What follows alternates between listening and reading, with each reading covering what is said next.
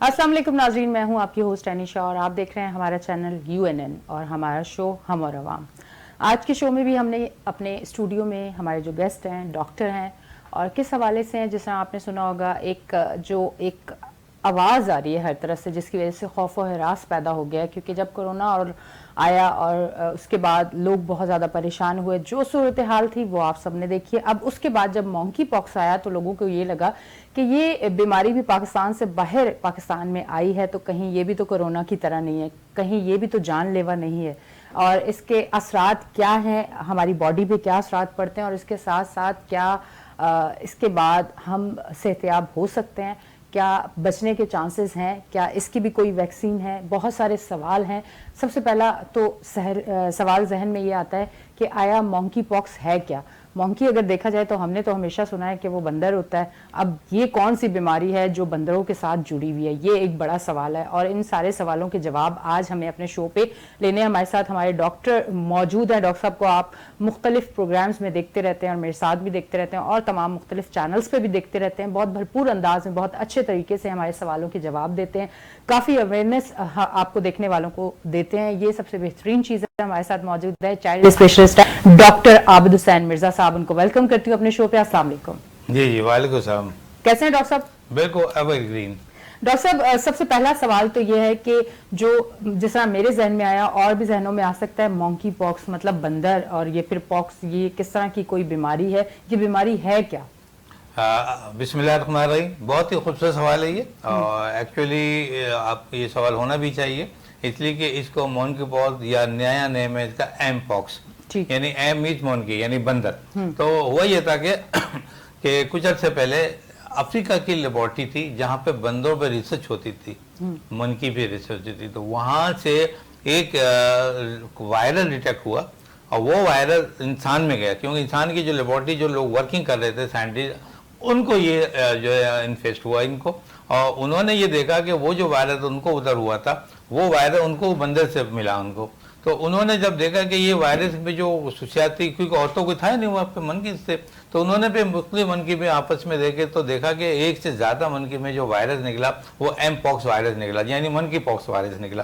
तो इन्होंने उसको नाम दे दिया कि भाई ये जो है मनकी पॉक्स वायरस है ये, और ये जो है कॉन्टेजियस डिजीज, क्योंकि एक बंदे से उस पर जो था एक से ज़्यादा लोग इन्वॉल्व हुए थे, तो उसने ये समझा गया कि ये बीमारी एक दूसरे को फैलती है, लगती है, कॉन्टेजियस डिजीज है ये। तो उस पर पूरा सारा रिसर्च शुरू हुई।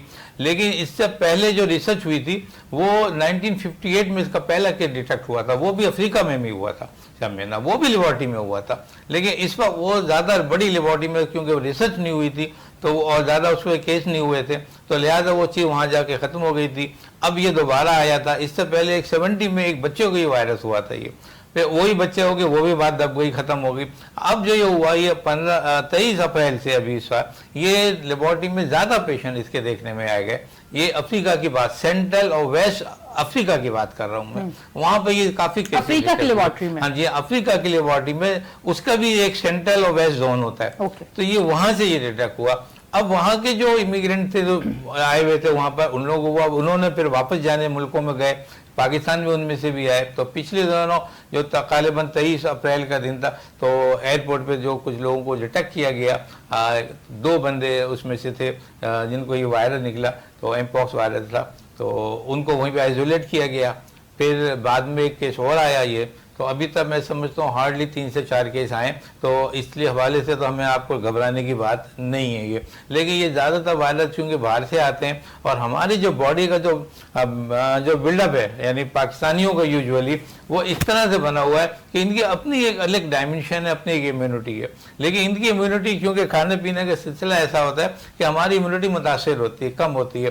बूढ़े हैं तो उनकी इम्यूनिटी कम है, बच्चे हैं तो उनकी इम्यूनिटी कम है, क्योंकि वैक्सीनेशन हमारे यहाँ मिलती नहीं है, हमारे यहाँ कोई ऐसी ग़िज़ा पाई नहीं जाती। तो लिहाजा जो बाहर से वायरस आता है वो जल्दी जो है वो स्प्रेड आउट हो जाता है। जैसे आपने देखा था कि पहले कोरोना का वायरस आया था जो चाइना से आया था, यहाँ उतरा, और समझिए कि देखते ही देखते वो पूरे पाकिस्तान को उसने कवर कर लिया, लेवल कर लिया। तो वो और चीज़ थी, ये और चीज़ थी।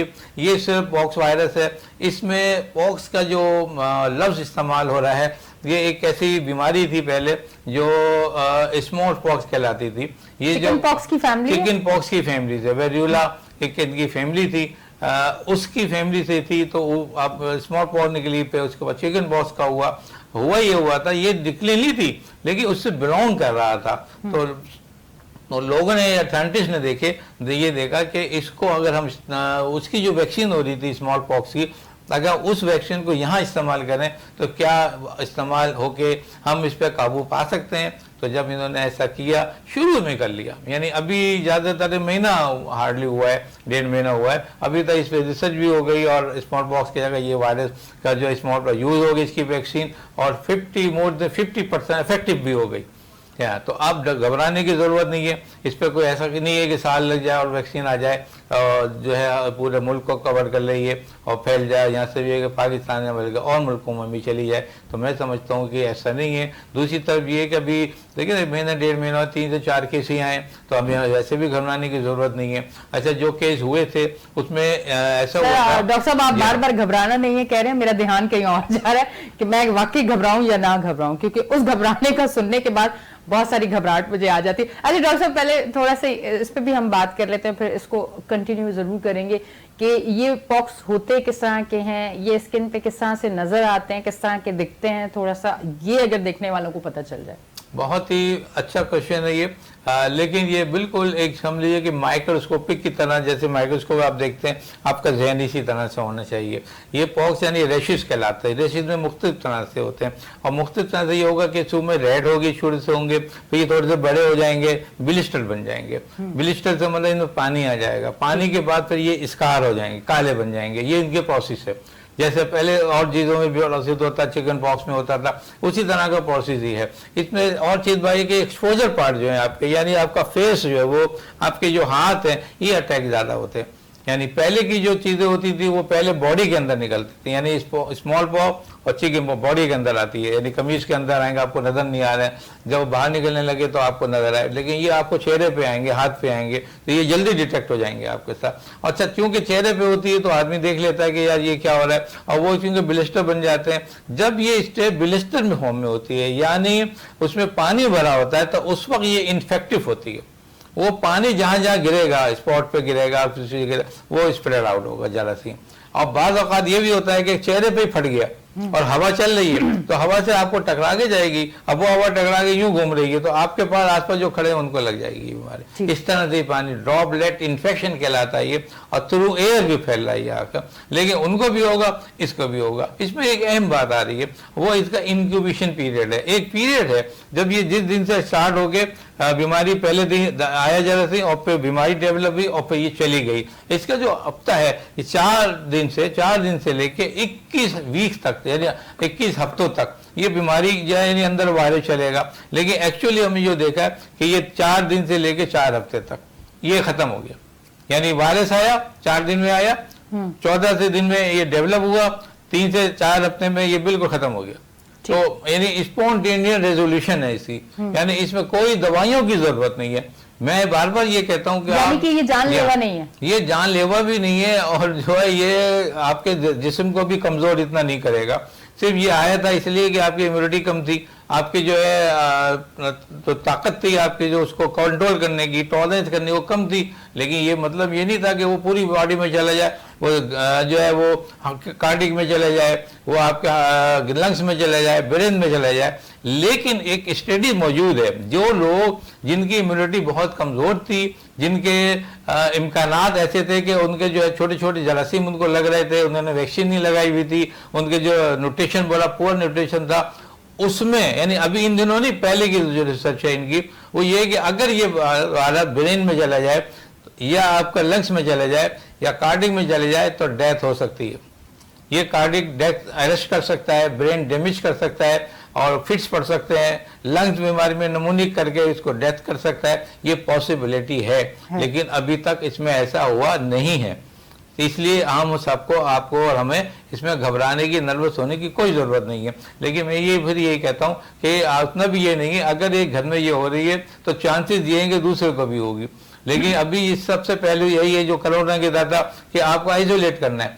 कोई बीमारी अगर फर्स्ट को एम पॉक्स हो रही है, आप घर में उसको पहले बंद कर दें, आइसोलेट कर लें, 3 से 4 हफ्ते तक आप घर में रखें, उसको इलाज करें, खाना पीना करें, और 4 हफ्ते में बिल्कुल ख़त्म हो जाएगी हमें। तो आपको कोई परेशान होने की ज़रूरत नहीं है, ये बीमारी जल्दी ही चली जाती है। डॉक्टर साहब, किस तरह की मेडिसिन यूज़ की जाती हैं, क्योंकि कोरोना के हवाले से तो हमें बहुत सारी चीज़ें जो है वो देखनी पड़ रही थी, फिर वैक्सीन का भी एक सिलसिला शुरू हुआ था, उसके लिए भी बड़ी एक वो थी, तो इसके बारे में बताएं कि किस तरह की मेडिसिन, कोई हाई एंटीबायोटिक या नॉर्मल कोई मेडिसिन, या मेडिसिन की जरूरत नहीं है, सिर्फ कोई लिक्विड लगाना, किस तरह का प्रोसीजर होता है? बिल्कुल सही है। देखिए, सबसे इम्पोर्टेंट पॉइंट ये है कि जो भी वायरस की बीमारियां हैं उसको एंटीबायोटिक की कतई ज़रूरत नहीं है।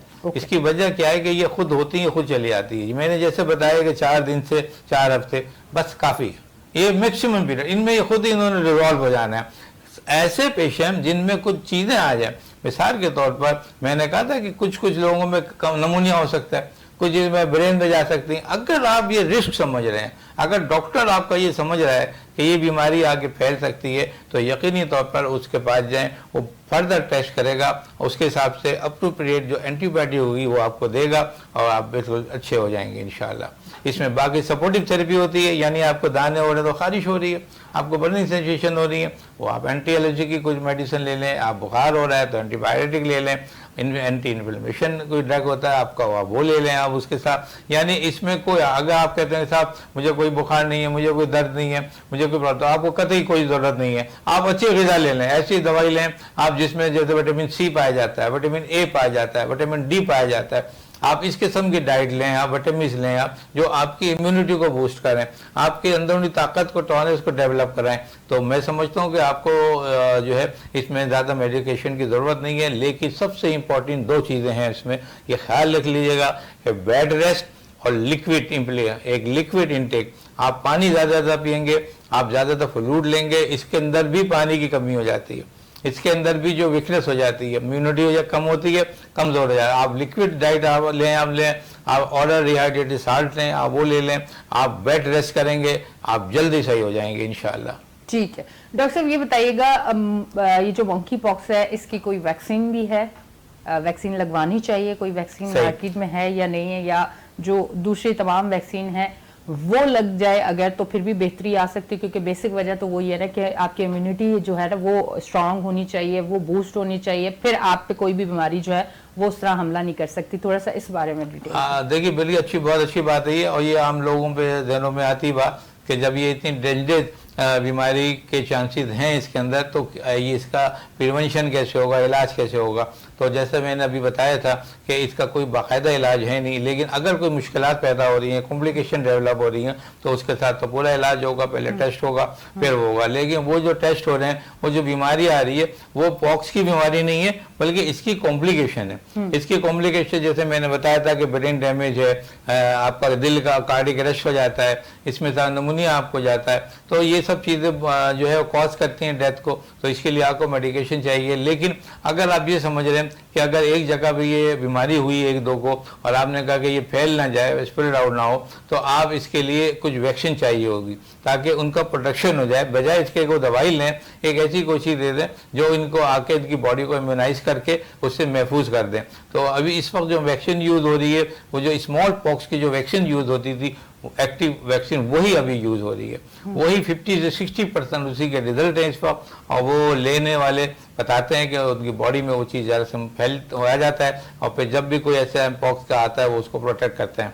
तो परेशानी की इतनी कोई ज़्यादा बात नहीं है, लेकिन हमें रिसर्च की ज़रूरत है। हमें आइंदा साल या आइंदा वक्तों में हमें इसकी ज़रूरत पड़ेगी, इसकी वैक्सीन अलग से होनी चाहिए। लेकिन इसके साथ साथ जैसे मैंने पहले ही बताया था कि मलेरिया जैसी की वैक्सीन नहीं है, तो इसको भी ऐसा ना हो कि ओवरलुक कर दे और ना देखें। इसकी भी वैक्सीन हो, मलेरिया की वैक्सीन हो, जिनकी वैक्सीन अभी नहीं डेवलप हुई है, तो मैं मेरी रिक्वेस्ट है कि वो उनके वैक्सीनेशन को दोबारा उनको बनाया जाए और आवाम के सामने लाया जाए। ठीक है डॉक्टर साहब, पहली जो रिसर्च थी उस पर तो मेरे ख्याल से ये था कि कोई लंग्स को भी नहीं डैमेज किया जाएगा, कोई नमूनिया भी नहीं होगा, ब्रेन पे भी कोई इसका इफेक्ट नहीं होगा मंकी पॉक्स का, और अब ये क्या कोई नई रिसर्च है जिसमें ये बताया गया है?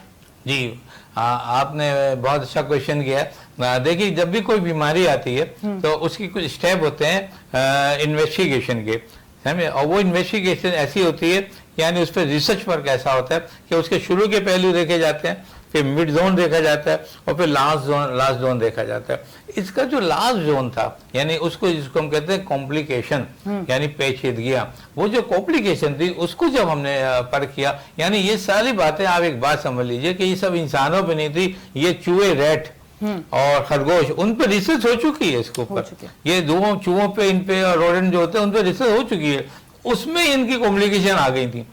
यानी ब्रेन डैमेज हो गया था, हार्ट अटैक हो गया था, नमोनिया हो गया था, तो उनको देखते हुए ये बात सामने आई कि अगर इंसान में हुआ तो ये बात आ सकती है, तो कॉम्प्लिकेशन डेवलप हो सकती है, लेकिन इंसान को अभी हुआ नहीं है ये ना, ये इसलिए उसकी कॉम्प्लिकेशन भी नहीं है, लेकिन ये पॉसिबल है, तो इसलिए इसका प्रोटेक्शन बहुत ज़रूरी है। इसको जो आइसोलेट करो, इसको सपोर्टिव थेरेपी दो, अगर ज़रूरत पड़ रही है तो उसको फिर आप एंटीबायोटिक भी दें उसको। या ठीक।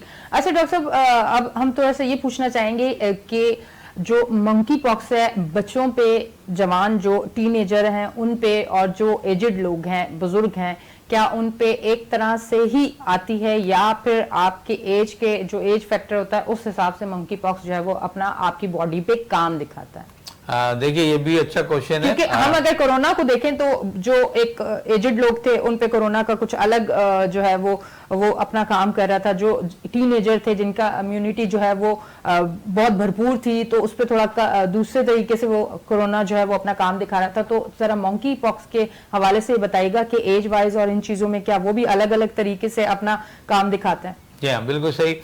देखिए ये जो उनके पॉक्स के जो अटैक हुए थे इन दिनों, जो पाकिस्तान में दो जो लोग आए थे उनकी उम्र नियर अबाउट 20 और 25 थी, यानी आप समझ लीजिए वो यंगस्टर थे वो। मैंने बताया था कि 1970 में ये बीमारी फिर एक दफ़ा आई थी, तो उस पर एक लड़के को आई थी जो 8 साल का था, है ना। इसी तरह 58 में जो बीमारी डिटेक्ट हुई थी वो भी बच्चे में हुई थी, तो बच्चे में भी हुई है, ये इसका मतलब है बड़ों में भी आ रही है, और अगर खुदा ना खास्ता ये बहुत ज़्यादा फैलती तो हर उम्र के इसमें आता।